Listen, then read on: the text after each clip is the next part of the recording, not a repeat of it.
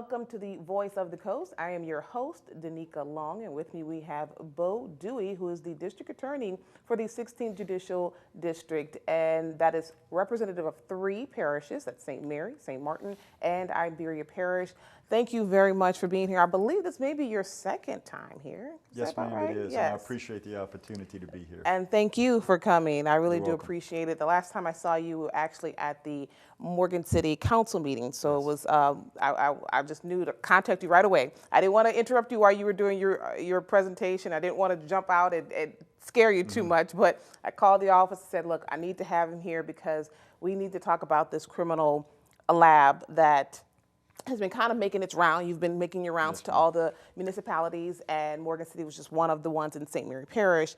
And seemingly you've gotten a lot of support. You've garnered a lot of support from the council members, our parish leaders, about the Acadiana Crime Lab. First, let's kind of talk about just why we're here. Like, why are you going around trying to get support for a crime lab that I think it's pretty antiquated, right? At this point, it's been around since the 80s and needs some updating. So I think what you want is you want a new building, a new facility. Why can't we just do any upgrades to the current facility? To give a little historical background, the Acadiana Crime Lab is located in Iberia Parish, yet it services 8 parishes. It services the 3 parishes of my district, which is St. Mary, Iberia, and St. Martin. It also services the 15th Judicial District, which is Lafayette, Vermilion, and Acadia Parish, as well as St. Landry and Evangeline. So it services 8 parishes of the state of Louisiana and services all the law enforcement agencies, which in just my 3 parishes, we have 14 law enforcement agencies that use the lab. And everybody submits their evidence, whether it's evidence dealing with guns, whether it's evidence dealing with fluids, DNA, all those kind of things that people would normally see on a show like CSI or something like that is serviced at Acadiana Crime Lab. The lab started in the early 80s, and it was at the bottom of the airport tower at Acadiana Regional Airport, which is in New Iberia. And it moved to its current location, which was an old oilfield service company in the 1980s, when they also bought 3 acres next to it with the idea of building a new lab and that they were going to be in a temporary facility. So the building was not built for the purposes of a crime lab, and it's been adapted as a result of that. And so as time has progressed and demands have gotten greater, remember the advent of DNA began really in the mid-90s after they had made this move, and of course it's grown and grown and grown as the technology and science develops. So the building itself was not designed to be a crime lab, and it's busting at the seams. We have 23 employees at the crime lab, and the rule of thumb is 1,000 square feet per employee. Okay. And so we have 10,000 square feet. So we're looking to build a 40,000 square foot lab because we can immediately increase the size of the staff necessary to service all of these agencies with a little room for growth. And now, you know, you make a lot of sense with DNA and with the advancement of technology. There are lots of things that are necessary to, like, for cultures and for science, and for DNA you have to have special, I'm sure, refrigeration and even HVAC systems for something like this. So I get it now. I can understand why it's a little outdated and antiquated. I believe there's been some flooding issues. Yeah, there has been. The location of this piece of property is while it's on one of the highest parts of Iberia Parish as far as sea level, the drainage is the problem. When you have a heavy rainfall in a short period of times, what happens is the personnel actually have a protocol now. When that happens, they have to take different objects like tiles and stuff and put them in windows that are leaking by driven rain. The actual lab has flooded in the past, the interior of the lab. The whole bottom has flooded with a couple of inches of water. So they've taken these pieces of equipment, and these pieces of equipment used for DNA and these other type of procedures are $100,000, $200,000 per piece of equipment. They've put them on wooden blocks. So when it does flood, it's not gonna wet these machines. Now, I probably should say this, but I'm gonna say it anyway. I'm sure the defense attorney has a field day with when there's a rain event. Well, they can, but the reality is it's an accredited operation, and of course, and they've been accredited by outside organizations that all labs are accredited by. So I've got to commend Kevin Ardoin, the executive director, as well as the personnel there, for doing their job professionally under those circumstances, and so they've adapted that meets the needs for accreditation. However, we would be naive to think that we don't need advanced facilities to help eliminate any challenge to accreditation. All right, sounds good. Good one. I know your background is in law, so I knew you were going to answer that question really good. So, Thank you. Come on back right here on The Voice of the Coast with yours truly.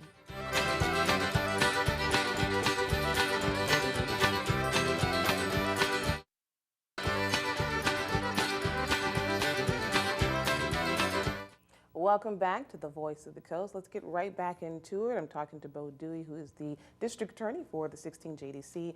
Let's talk a little bit about the new location. Of course, where it's located, it's in New Iberia, it's in Iberia Parish. We're having all these issues, right, with flooding. It's a little antiquated, they've outgrown it. Where's the new location going to be?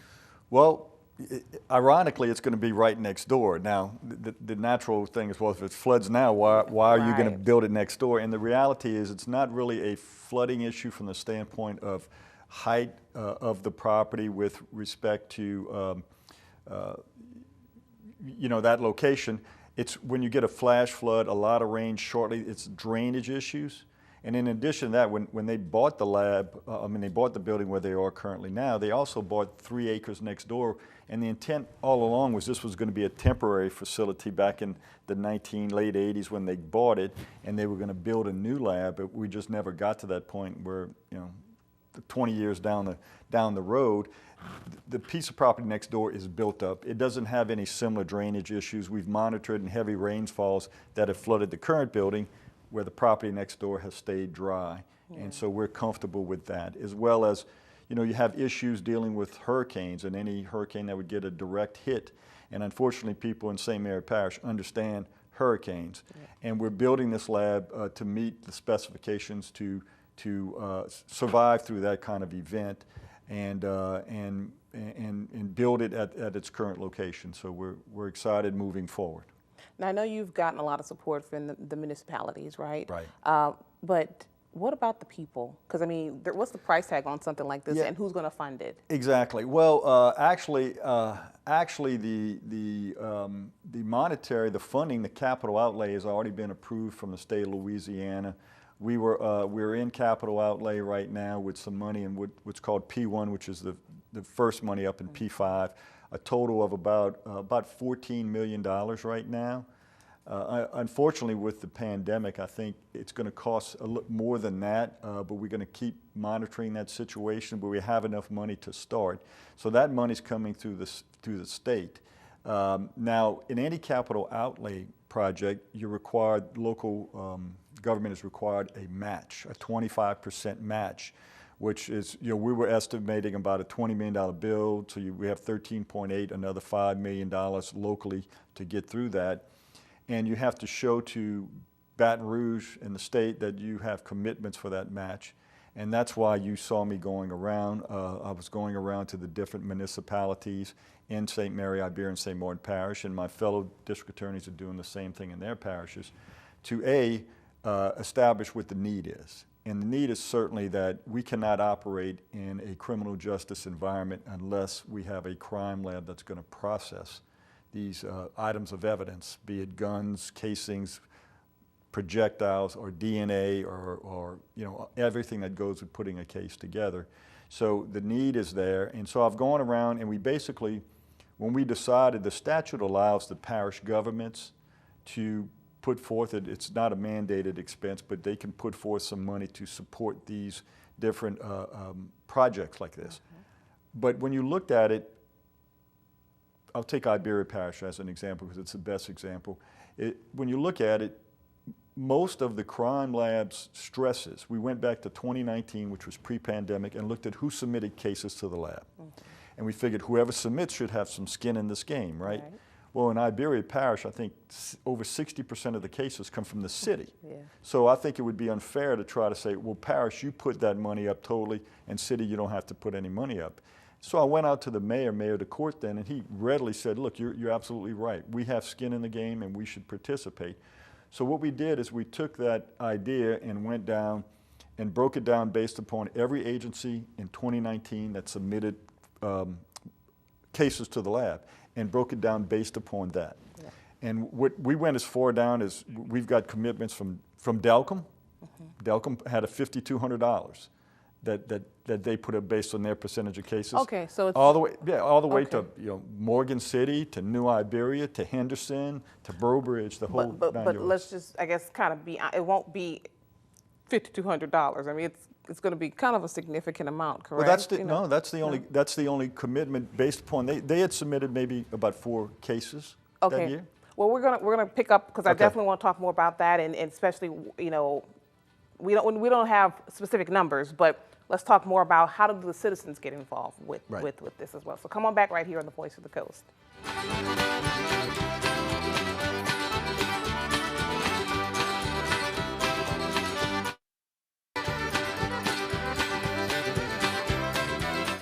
Welcome back. Let's get right back to it. Bo Duhe, our district attorney for the 16 JDC. We're talking money, and anytime we talk money, I like to get right back into it anyway. So we have this state-of-the-art new Acadiana crime lab that is slated to come, and you've gotten all the support from our parish leaders, from all the parish leaders, from 8 parishes, in fact. Correct. And we've talked about the price tag. Possibly between $15 and $20 million. I would say at least 20 million since it's post-pandemic with the increase in materials. Right, and we've had some monies that have been slated in capital outlay, P1, which is great, right, priority 1. However, I always think, how is this going to play out with the people? What's our part? What's our role? Because there's going to be a match, and you've got to be able to acquire that some kind of way. So is there going to be a millage, in essence, a tax? And how? No. And how has it been? Yeah, there's not going to be any that I'm aware. I mean, I don't control where the different municipalities get their resources. Okay. But I think many of them are looking at the ARPA funds, because the ARPA funds that came down from state government, if it's an entity that was too small to make a direct claim, those funds can be used for governmental services. I hope you got to them before they started distributing. I did, and I know that there's some municipalities say, well, I'm going to still use my ARPA funds over here, but that frees up some general funds or maybe some other building funds that we can give. So it's not going to be where there's going to be an increase in a millage or anything like that to come up with capital outlay. They're going to use their current resources to pay the match, if that becomes a necessity. Okay, because I can tell some folks at home like, okay, for whatever reason, you think that people start to cringe and they want to. And look, and really the purpose behind it is, of course, one of the most important things that government can do is public safety. Everybody wants public safety. And what we're trying to do is bring a product when it comes to court that we can make sure that the truth comes out. Because remember, the crime lab is not a prosecutorial tool. It's a truth tool. It incriminates people and it exculpates people. So there's plenty of times where they've come back and said, this isn't your guy, which is great. Yeah. That's what we want, because the last thing we want to do is have somebody facing a charge that they're not responsible for. So it's a truth-seeking tool that is very important, and I think those members of the public who are sitting on the jury, we're trying to give them as best evidence, as thorough evidence as they can get, because they have a hard decision to make. It's very difficult to sit up there and make a judgment on a lot of these serious crimes. And you're right, you said the right word is it's important and it's a safety tool. So what's the timeline on something like this? How soon can this get started? Well, we're hoping to get the ground broke in the first quarter of next year. Finish up the architectural drawings and get the build starting to happen as early as the first quarter of 2023. Okay.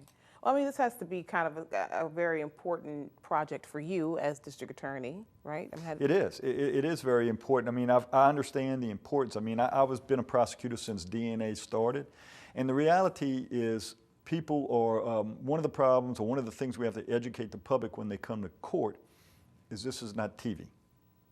Right? We call it, and it's a term commonly used across the nation by prosecutors and law enforcement, the CSI effect. Everybody watches CSI and they think you could get DNA in 5 minutes and it points directly, and that's just not reality. So a lot of times I've had to go to court and bring in Kevin Ardoin, the executive director, to talk about what DNA is and what it isn't, and how you do it, and what the cost is, because sometimes you can swab 50 pieces of evidence and we only test 2.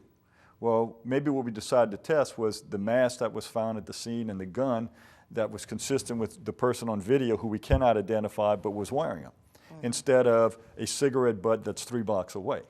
Okay. It's just, you gotta make that, but if you don't go and educate the public, a good defense attorney is going to come in and say, well, why didn't you test those other 48 pieces of evidence and we know the truth? But if you explain the process on the head of time and educate them, I find juries are able, they shake their heads and they okay, we got it. We understand the reality. So we only have like 30 seconds left, but it's a little off here. You mentioned it about CSI. I'm sure those shows have really just made it very difficult for. It has made it difficult, and then of course you have unanimous jury verdicts now, which has been my experience. It doesn't necessarily change the outcome of the case, but what it does is it changes the amount of time for a jury to make a decision. Okay, right. Well, thank you so much. You're we welcome. have one more segment to go, so come Sure. on back. I have something else I'd like to discuss with our DA. So come on back right here on the Voice of the Coast.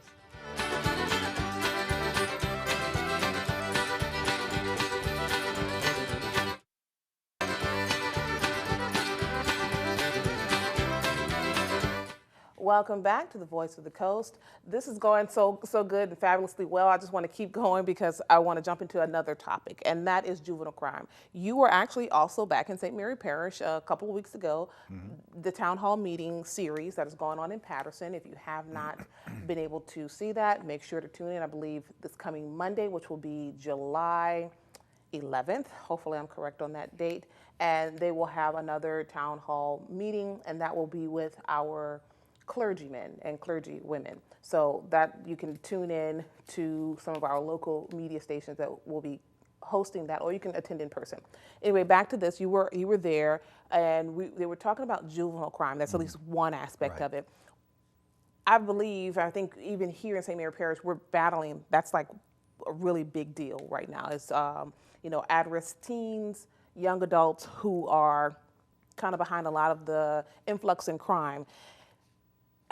And we were talking during the break, and I feel like, yes, there are programs. I get it. And a lot of folks say, it's back to the parents. You got to, get on the parents. Sometimes you can't parent a parent, I believe there are some programs, but has there been an opportunity to talk directly to our kids? Like, have we sat down and said, look, you know what is the deal with you? What's going on? Talk to me, because mental health is a big deal. Oh, well. I'll never be able to answer this in 4 minutes, and I'm happy to come back and talk about it. But you hit on something that could be another whole topic, is people don't want to talk about mental health in the criminal justice system. There's a big problem there that's not being addressed. We could talk about that if you want it on another segment. Okay. On the juveniles itself, I'm always for people getting involved in the community, and particularly it centers around a lot of the churches about getting the juveniles involved to find out that there's a better way to do this. But what's happening in the core problem that we're having now, it's like anybody who has a kid. If you do something as a child, you got to have a consequence. That's something that's wrong, obviously. And then that has to happen immediately. Because if it happens 6 months down the road, it doesn't connect. And there has to be a consequence. And the problem we have now, and it's got a big historical background, that I would really love to come and talk just on that, is we have no place to put pre-adjudicated juveniles unless they've murdered somebody. And even that, sometimes we can't find them. We're having to shift juveniles who are charged with murders up to Alabama and Mississippi because we have no facilities. And the reason we don't have facilities stems back in the Jindal administration, when there was budgetary problems and they had to cut the budget, and they can only cut it because of the restrictions and the laws on Department of Health and Hospitals, mental health, and OJJ, Office of Juvenile Justice. So that shrunk all the facilities. And in fact, I actually have been to a meeting recently talking about creating a Acadiana Regional Juvenile Detention Center, like they have in the Tangipahoa parishes, to create a bed space that we'd have that ability to do that. Because what's happening is when there's no consequences, what we're finding is you're having adults recruit juveniles to commit crimes. For instance, go do a drug ripoff. Here's an AR-15, here's some bullets, go do it. You're not going to get in trouble because they have no place to put you for a robbery. Oh my gosh, you're right. And that's so sad. a lot of times what's happening is they're also compensating the parent. And the parent's encouraging their child. And the child it's a terrible situation to put these juveniles in. But they've become very violent. And the other thing that's contributed a lot that we would talk about in another segment is raise the age, where all the 17-year-olds were made juveniles without the proper infrastructure to deal with them. Oh, okay. You're right. There is a lot more I wanted to ask, but those doggone credits are there. So thank you so much for coming. I really do appreciate it. Make sure to subscribe to us, KWBJ TV 22 on Facebook and on YouTube. See you guys next time. Thanks.